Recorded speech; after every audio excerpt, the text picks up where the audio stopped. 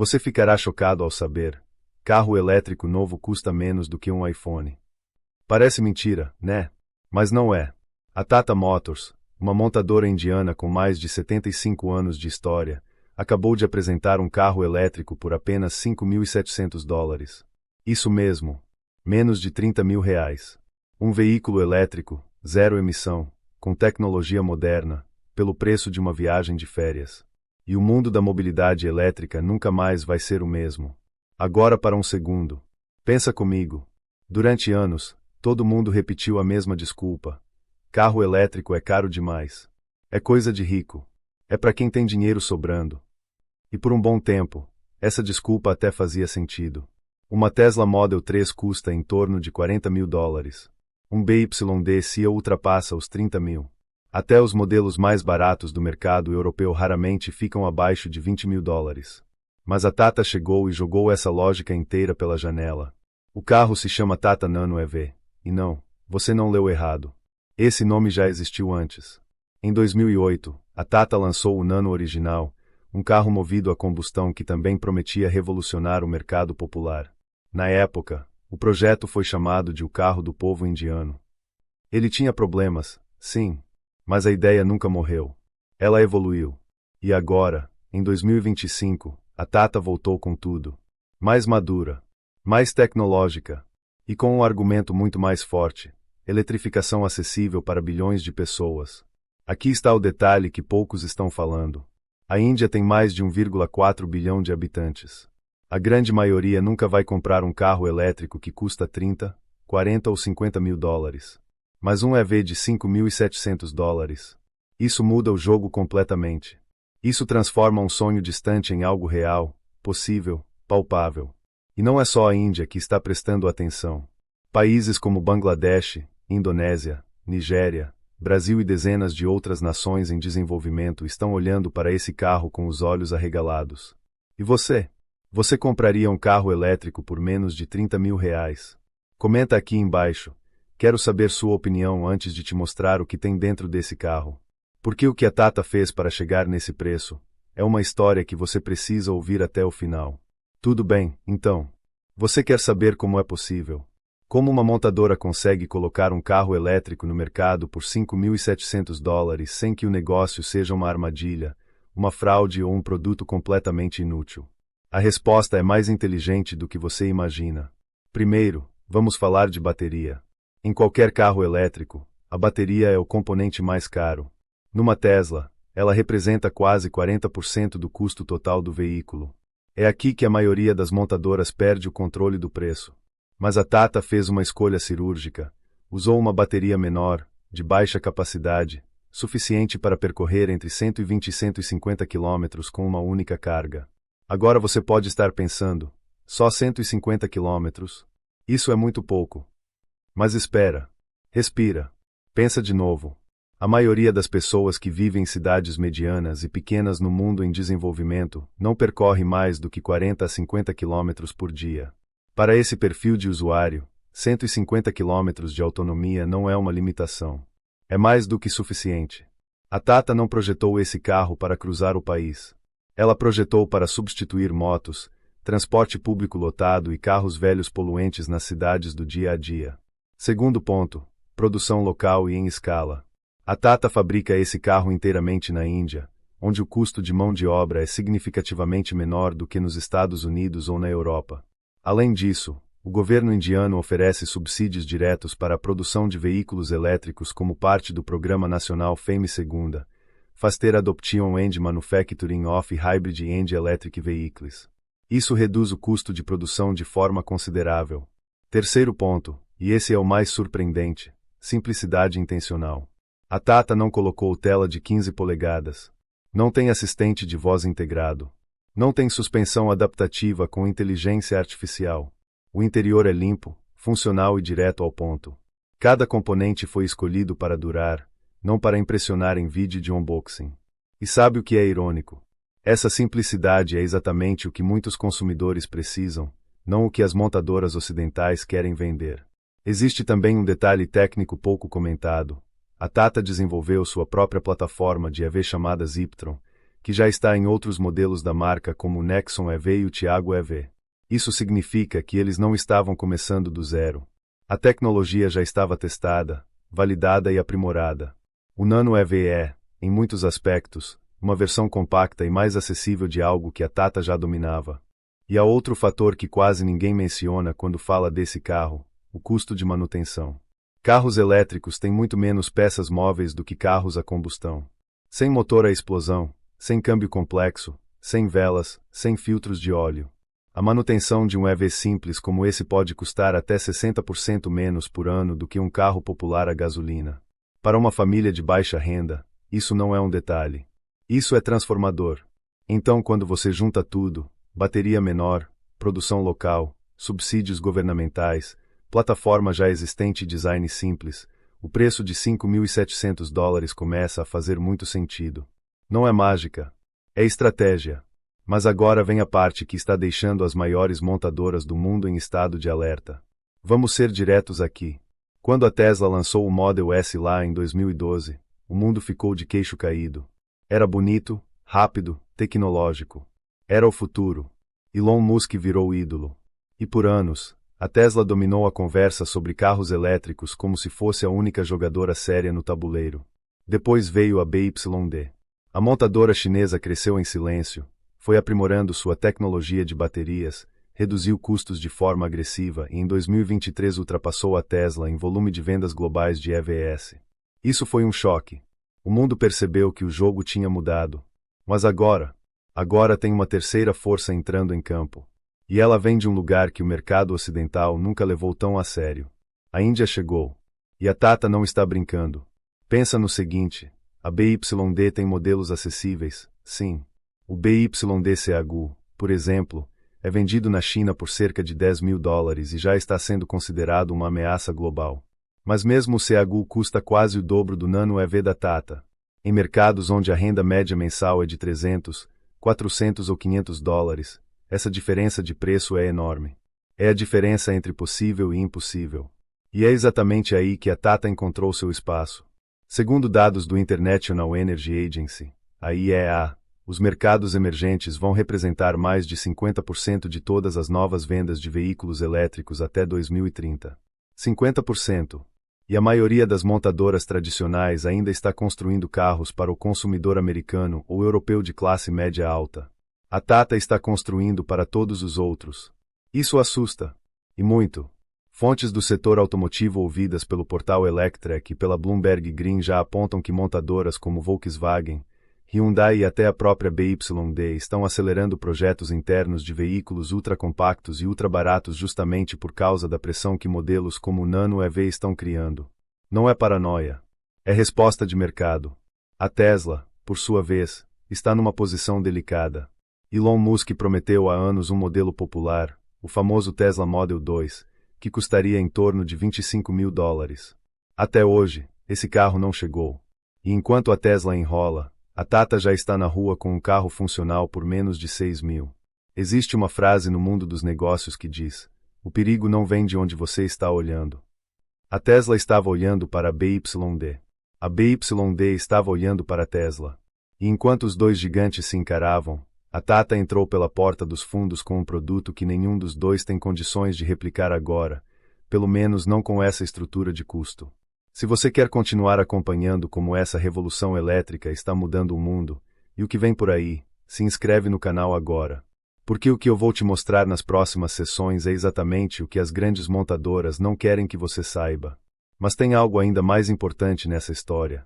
Algo que vai além de montadoras competindo entre si. Porque a verdadeira revolução aqui não é sobre quem vende mais carro. É sobre quem vai comprar esse carro, e o que isso muda para o mundo inteiro. Existe uma pergunta que poucos estão fazendo, e que talvez seja a mais importante de toda essa história. Quem é a pessoa que vai comprar esse carro? Não é o engenheiro de tecnologia em São Francisco.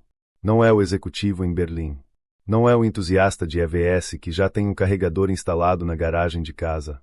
É o motorista de aplicativo em Mumbai que acorda às 5 da manhã e dirige 12 horas por dia para sustentar a família. É a professora em Lagos que gasta quase metade do salário com combustível todo mês. É o pequeno comerciante em Jacarta que precisa de um veículo confiável, barato e que não quebre sua renda com gasolina cara. São bilhões de pessoas que o mercado de EVs simplesmente ignorou até agora. E esse é o ponto que muda tudo. Quando falamos de transição energética e eletrificação do transporte, a conversa costuma girar em torno de países ricos. Estados Unidos, Noruega, Alemanha, China. Mas esses países representam uma fração pequena da população mundial. A grande maioria das pessoas vive em nações onde a renda é baixa, a infraestrutura é limitada e a escolha mais comum de transporte ainda é a moto ou o transporte público superlotado. Para essa população, o Nano EV não é apenas um carro barato. É uma mudança de vida. Pensa no impacto real. Uma família que hoje gasta 80, 100 dólares por mês em combustível pode, com um EV acessível, reduzir esse custo para menos de 20 dólares em eletricidade. Em um ano, são quase 1.000 dólares economizados. Para uma família que vive com 400 dólares mensais, isso é transformador. Isso é educação dos filhos. Isso é saúde. Isso é qualidade de vida. Segundo um relatório da Rocky Mountain Institute, a adoção de veículos elétricos acessíveis em mercados emergentes pode retirar milhões de famílias de um ciclo de pobreza energética, onde grande parte da renda é consumida por combustível fóssil caro e volátil. E tem mais. A Índia sozinha tem mais de 300 milhões de veículos de duas rodas nas ruas. Motos, scooters, ciclomotores. Muitos desses proprietários estão prontos para dar o próximo passo, se o preço for justo. O Nano EV entra exatamente nessa brecha. É o salto natural da moto para o carro, sem o peso financeiro que sempre bloqueou essa transição. Mas aqui está o detalhe emocional que ninguém está calculando nas planilhas.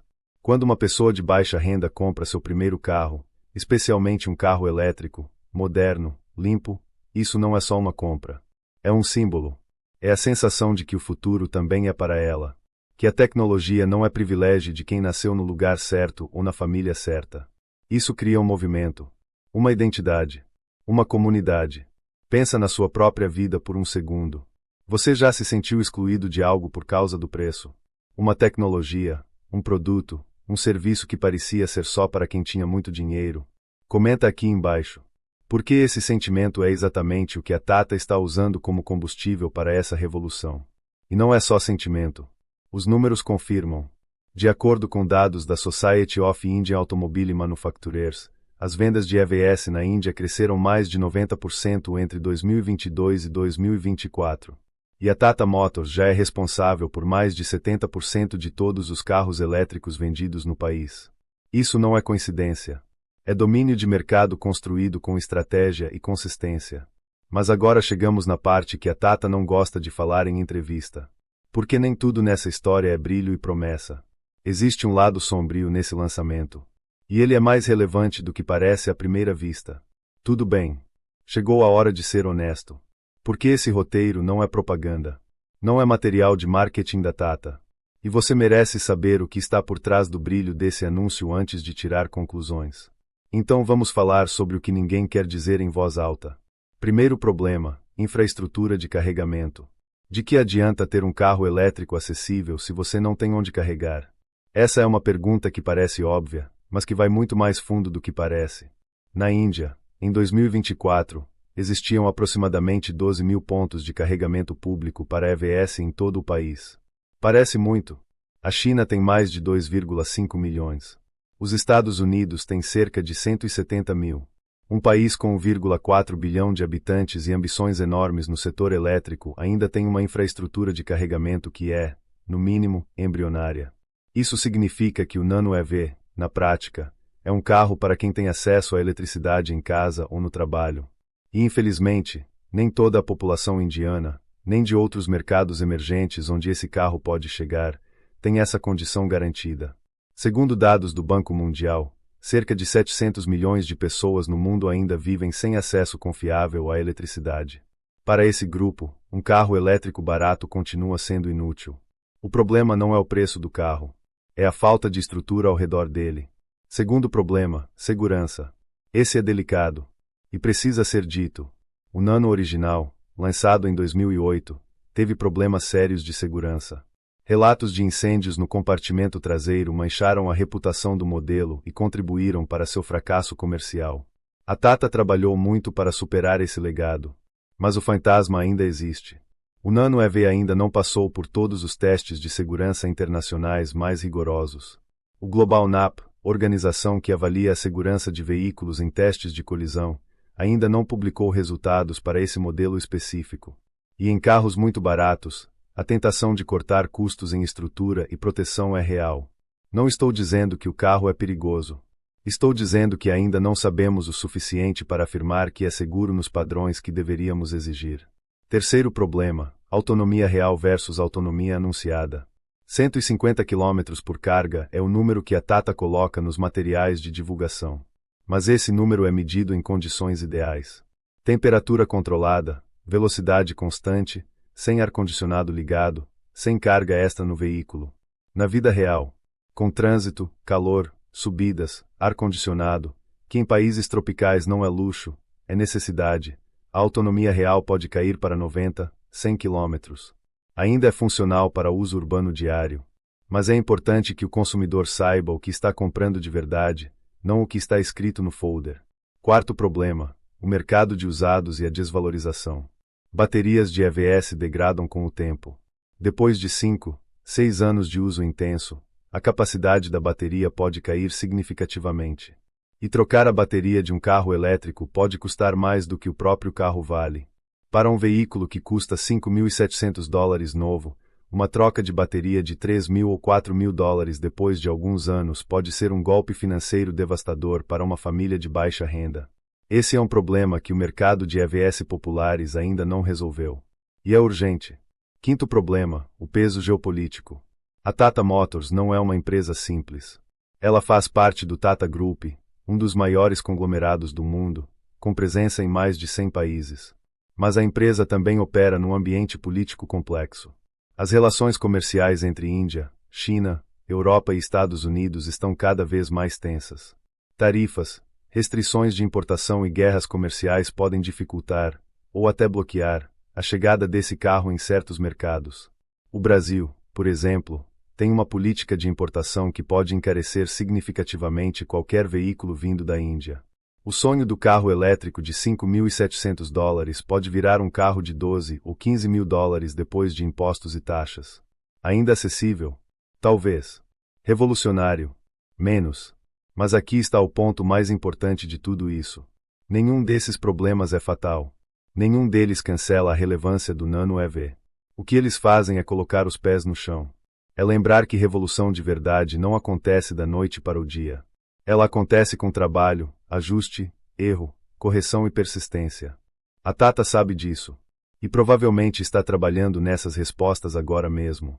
Mas a grande questão que fica é: isso é o começo de uma era, ou apenas mais uma promessa que o mercado vai engolir e esquecer? A resposta está na última sessão. E ela vai te surpreender. Vamos parar por um momento.